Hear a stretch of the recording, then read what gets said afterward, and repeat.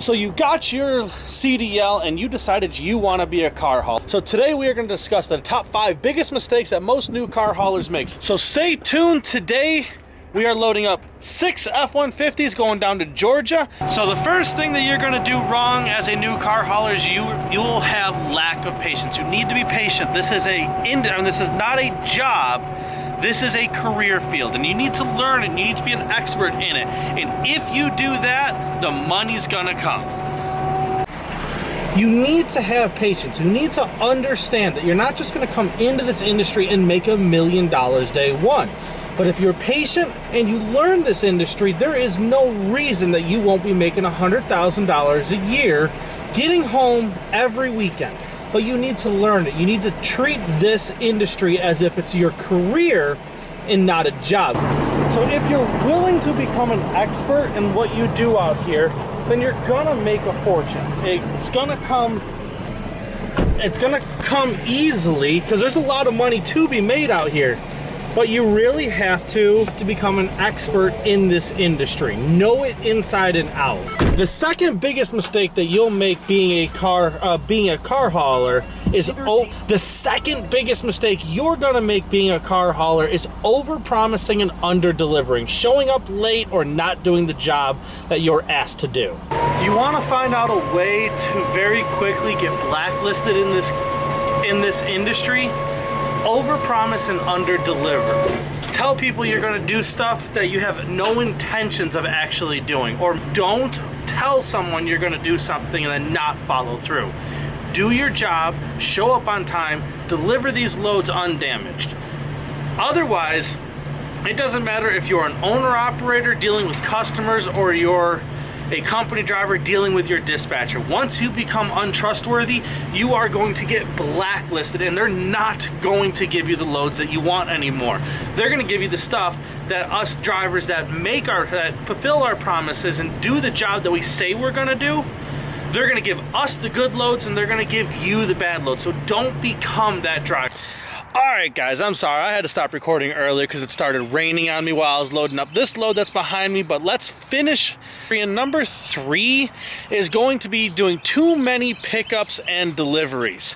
When you're out here running, every time you have to stop the truck to either load or unload, that's going to cost you money. And when it's costing you money, well, it's actually going to cost you time, and that's going to relate into costing you money.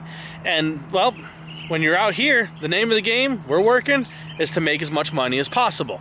So the deal is, the thing that you want to do is instead of running all over the place to try to fill a truckload up, you're better off taking a full load that might be for a little bit of a cheaper price and getting to the next location where you can get a better load.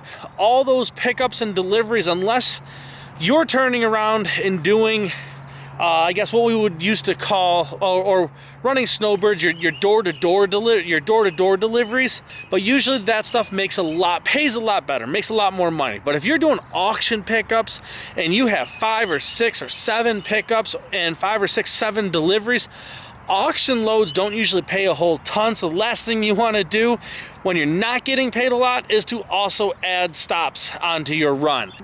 All that's going to do is take you longer to get to your next load. And then on to number 4. The number 4 thing that you don't want to do out here. Wow, that got a lot brighter. I'm going to stand right here because the sun's hitting me.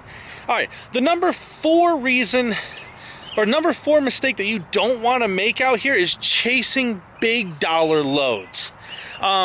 Because look, we all love hauling that $6,000, $7,000, $8,000 load, but at the end of the day, a lot of times those loads, unless they're right in your backyard and you're lucky enough to go 50 miles down the road to grab it, tend to not be all that worth it. You tend to turn around and have to take a load someplace to get to that load, or you deadhead to that load.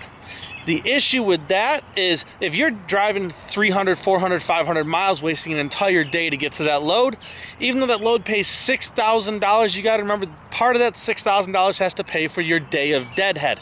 And most of the time, those giant paying loads that we're like, oh, that is awesome, we got this great paying load, so happy about it.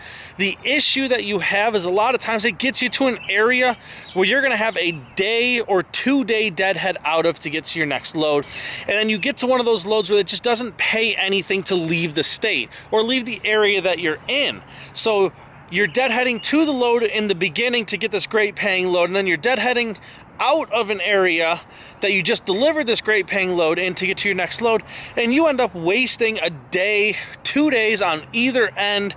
And guess what? You're now 12 days in and you've made $6,000, $7,000. It's not worth it.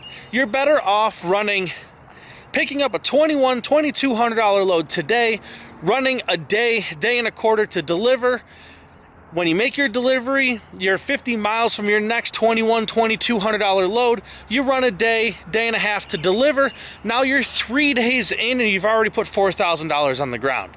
You're further ahead a lot of times running those shorter, lower paying loads than running these giant cross country $6,000, $7,000, $8,000, $10,000 loads that take you 2 weeks to get to your next good paying load.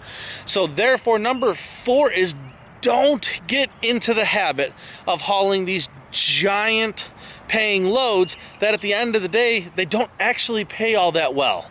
So that's number 4. Let's go on to number 5. The thing you don't want to do out here is even start a week, start a run, start a trip not having a plan. Have a plan on Friday, what you're going to be doing Monday and Tuesday of the next week. Try to always have an idea of what you have coming in the next couple days. I always turn around, even here, when I get a load, my question is, whenever my dispatcher goes, hey, do you want to go here? My first question is, okay, well, what's coming out of there? What's in that area that I can make money hauling? I want a plan. I want to have an idea in my head what I'm getting into. I don't want to turn around, run 600 miles, and then there's nothing there to haul. And all of a sudden, I'm running 600 miles back down to grab my next load. I don't want to turn around and run 600 miles for a $2,100 load when my very next load isn't anywhere near, or there's no loads where I'm going. So that's something that you want to consider. Have a plan of what you want to do, where you want to go, how you want to run your week. Have those things in mind so that way when you're taking loads, you have a rough idea of where your next amount of money is coming from. Just try to plan out your week. And then secondly, when you're loading, have a plan on how you're going to load. I try to plan all these loads that I do right here. You can see it. This is all trucks.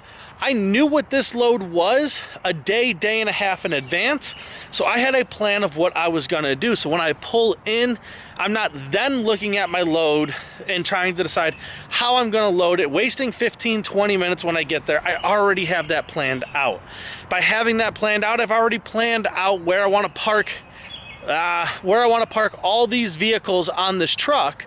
And by having that plan, I can get my straps set up ahead of time. I can get everything put where it needs to go. So that way, as soon as I get there to start loading, it knocks 20, 30, 40 minutes of load time out of trying to get this whole thing arranged to how I'm going to haul it. And then guys, if you've made it this far, and you're watching this video, if you've made it this far, here's the pro tip for you. The pro tip I have for you today is always treat your dispatcher as if they're your customer. Because if you keep your dispatcher happy, they're gonna keep you in good work. If you're watching this video when I post it, my very next video, which will be coming out on Monday, my very next video is going to be all about ways to keep your dispatcher happy. What can you do to keep your dispatcher happy with the work that you're providing him so he keeps you on those good money runs?